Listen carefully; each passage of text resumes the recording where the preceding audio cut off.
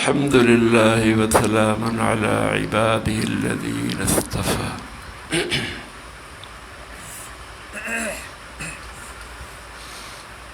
آپ صلی اللہ علیہ وسلم کے پاس ایک دیہاتی آیا،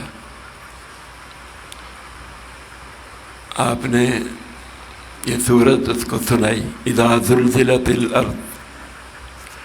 جب یہاں تک پہنچے فمن یعمل مثقال ذرۃ خیرا یرہ ومن یعمل مثقال ذرۃ شرا یرہ، جو ذرہ برابر بھی نیکی کرے گا، خیر کرے گا، دیکھ لے گا، ذرہ برابر بھی برائی کرے گا، وہ بھی دیکھ لے۔ کہنے لگا بس بس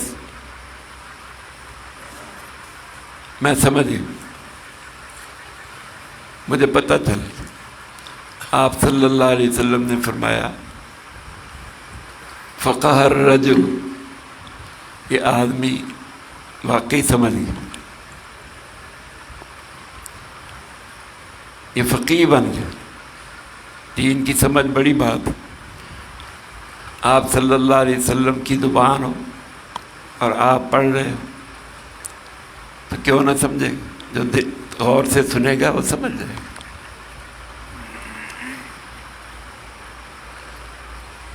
آپ صلی اللہ علیہ وسلم نے ایک دفعہ حضرت ابی بن کعب رضی اللہ عنہ سے کہا،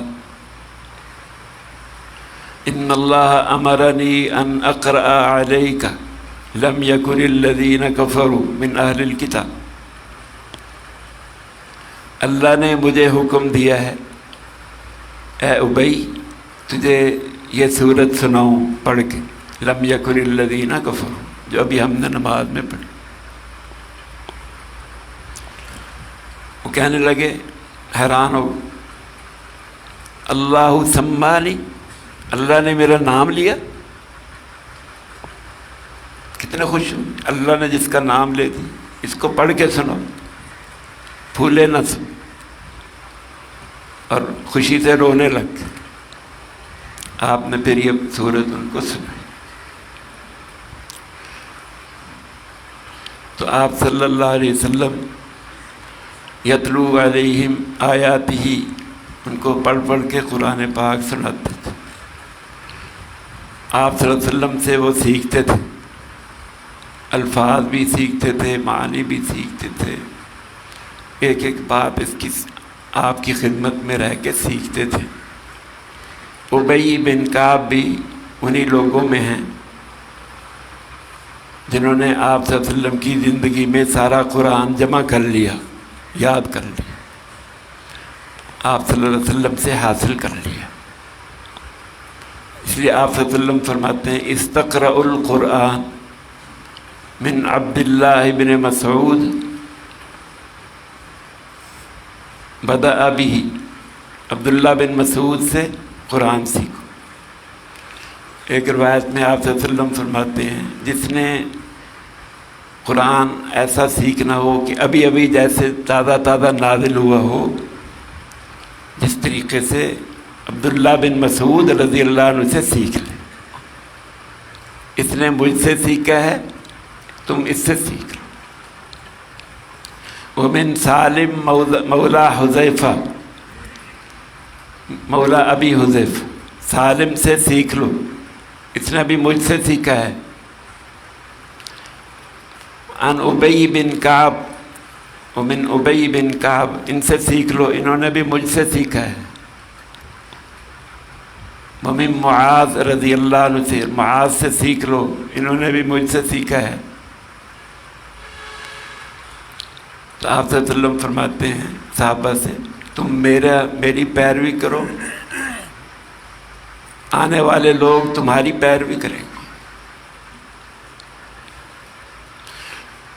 تو انہیں ابی بن کعب رضی اللہ عنہ کے بارے میں آپ صلی اللہ علیہ وسلم فرماتے ہیں اقرأہم ابی بن کعب، میری امت کے سب سے بڑے قاری یہ ابی بن کعب ہیں۔ اس وقت قاری صرف الفاظ سے ہی پڑھنے والے کو نہیں کہتے تھے، قرآن جانتا تھا جو اس کو قاری کہتے، معنی بھی جانتا تھا، اس کی فقہ بھی جانتا تھا۔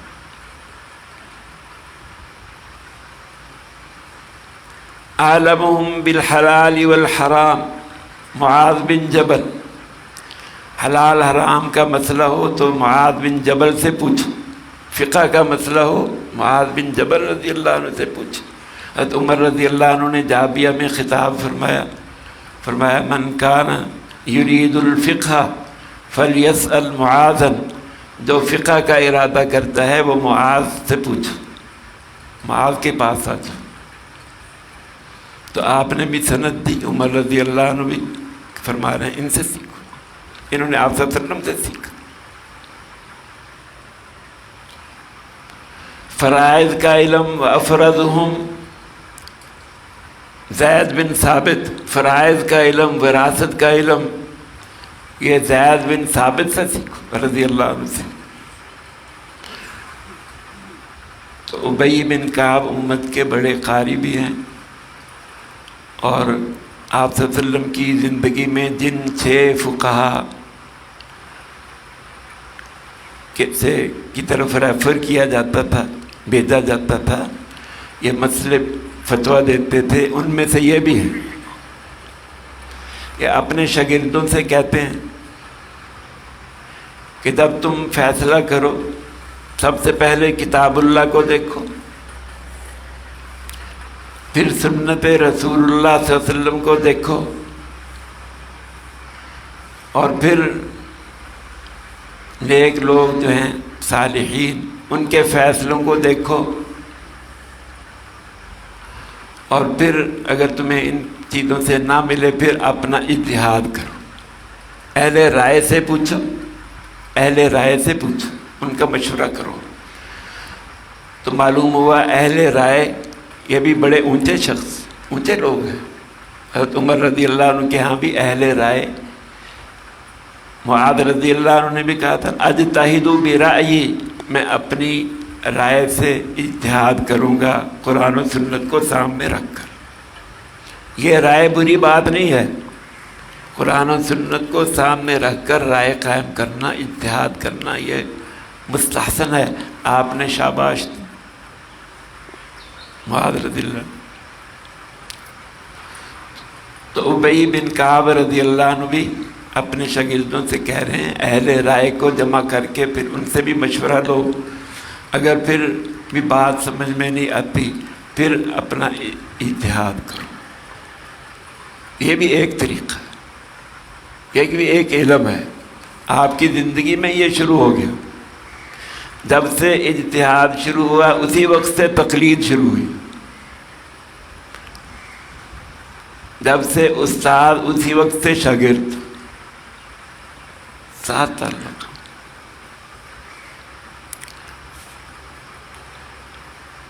تو ابی بن کعب یہ وہ صحابی ہیں جو امت کو تراویح پڑھایا کرتے تھے، قرآن پاک تراویح میں سنایا کرتے تھے۔ حضرت عمر رضی اللہ عنہ نے ان کو مقرر کیا تھا آپ تراویح میں لوگوں کو سارا قرآن سنو، 20 تراویح اس میں سارا قرآن سنو۔ امت میں بڑے قاری تھے، اس پہ سب کو مجتمع کر دیا۔ اس سے پہلے علیحدہ علیحدہ جماعتیں تراویح کی نماز پڑھاتی تھیں۔ آپ صلی اللہ علیہ وسلم نے ایک دفعہ دیکھا مسجد کے کونے میں ابی بن کعب کی تراویح پڑھا رہے۔ آپ نے پوچھا یہ کیا؟ کہا جو قرآن نہیں پڑھے ہوئے وہ ان سے سنتے ہیں رمضان میں۔ آپ نے فرمایا اصابوا واحسن ما صنعوا، انہوں نے بہت اچھا کیا، انہوں نے ٹھیک کیا اور بہت ہی اچھا کام کیا۔ جیسے کہتے ہیں نا انگلش میں ویل ڈن، ویل ڈن، بہت اچھا، ویری گڈ۔ آپ نے ان کو شاباش دی۔ اس سے پہلے آپ صلی اللہ علیہ وسلم نے 3 راتیں صحابہ کو قرآن سنایا تراویح میں، چوتھے دن نہیں آئے تو صحابہ انتظار کرتے رہے۔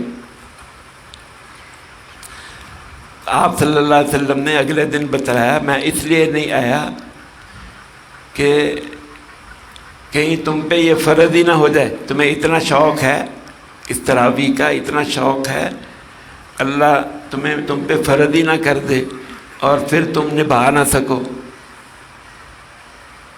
تمہیں تو شوق ہے بعد میں آنے والے پھر اس کو قابو میں نہ کر سکے. تو آپ صلی اللہ علیہ وسلم کا تراویح نہ پڑھانا، اس کے دو احتمال ہو سکتے ہیں. یا تو آپ صلی اللہ علیہ وسلم نے اس کو ناپسند کیا، یا امت کی خیر خواہی کے لیے پھر چوتھی دفعہ نہیں آئے. تو آپ صلی اللہ علیہ وسلم نے، یہ دوسری بات ہے، آپ نے خود فرمایا کہ میں اس لیے نہیں آیا کہ تم پہ فرض نہ ہو جائے اور پھر تم اس کا حق ادا نہ کر سکو. لیکن جب ابی بن کعب رضی اللہ عنہ کو دیکھا تو ان کی تائید فرمائی. 20 تراویح وہ پڑھاتے تھے، آپ کی زندگی میں بھی 20 تراویح وہ پڑھاتے تھے. امام مالک رحمۃ اللہ علیہ نے بھی اپنی کتاب میں 20 تراویح کا ذکر، اہل حجاز کا عمل. امام ابو داؤد رحمۃ اللہ علیہ نے بھی داؤد شریف میں 20 تراویح کا ذکر کیا. اور فقہ اہل حجاز فقہ مالکی کو لیتے ہیں، ان کے ہاں یہ معیار ہے. تو اس وقت سے آج تک 20 تراویح چلی آ رہی.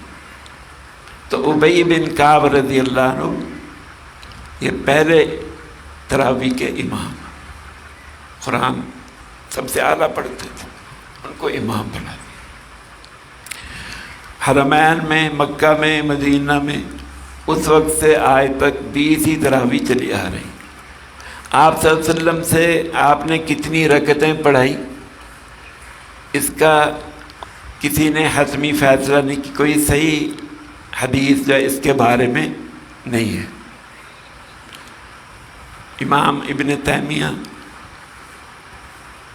اور شوکانی، امام شوکانی، اور اسی طرح سیوطی، امام سیوطی رحمۃ اللہ علیہ، اسی طرح بڑے بڑے ائمہ، وہ کہتے ہیں آپ صلی اللہ علیہ وسلم سے صحیح حدیث میں کوئی صحیح تعداد کا پتہ نہیں ہے.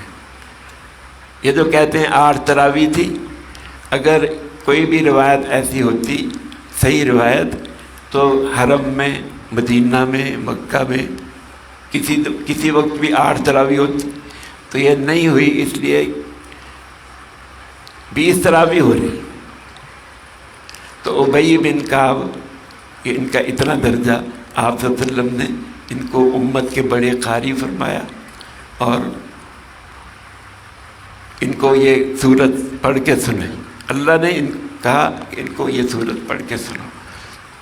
اور ایک بدوی نے آپ صلی اللہ علیہ وسلم سے، دیہاتی نے ایک آیت سنی، کہنے لگا آپ نے فرمایا یہ فقیہ ہو گیا. تو ایک آیت بھی اگر غور سے سن لے تو آدمی سمجھ جاتا. ایک قافلہ جا رہا تھا، ڈاکو آ گئے لوٹنے کے لیے، وہ لوٹنے لگ گئے. ایک بچہ قرآن پڑھ رہا تھا، حفظ یاد کر رہا تھا، اور یہ بار بار ایک آیت پڑھ رہا تھا، الم یعن للذین آمنوا ان تخشع قلوبہم لذکر اللہ.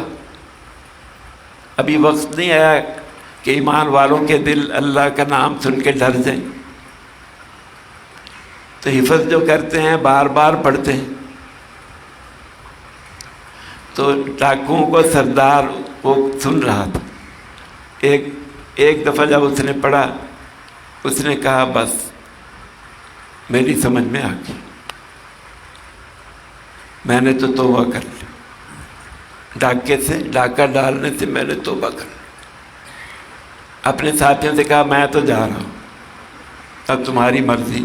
کہنے لگے لوگوں کو جب لوٹ رہے تھے، اکٹھے لوٹ رہے تھے، اب اللہ کو لوٹنے لگے تو ہم بھی تیرے ساتھ. سب نے توبہ کر لی. یہ ڈاکوؤں کا سردار تھا، اب ولیوں کا سردار بن گیا. فضیل ابن عیاض ولیوں کا سردار. ایک چھوٹے بچے سے ایک آیت بار بار سنی، بدل گئی. تو آیتوں کا اثر، اللہ ہمیں بھی اثر لینے کی توفیق عطا فرمائے. الحمدللہ رب العالمین. والصلاة والسلام على رسول الكريم. ربنا آتنا في الدنيا حسنة وفي الآخرة حسنة وقنا عذاب النار وأدخلنا الجنة مع الأبرار يا عزيز يا غفار. رب اغفر وارحم وتجاوز عما تعلم إنك أنت العزيز الأكرم. رب ارحمهما كما ربياني صغيرا. صلى الله تعالى على خير خلق.